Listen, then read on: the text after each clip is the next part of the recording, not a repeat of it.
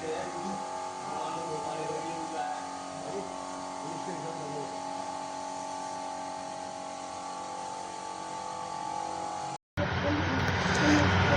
देखिए दोस्तों, ये हमने सीलिंग पर किया है रॉयल मेटेलिक,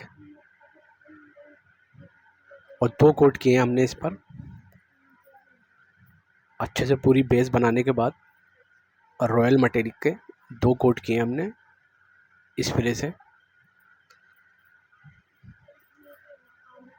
ये देखिए आप फिनिशिंग देखिए।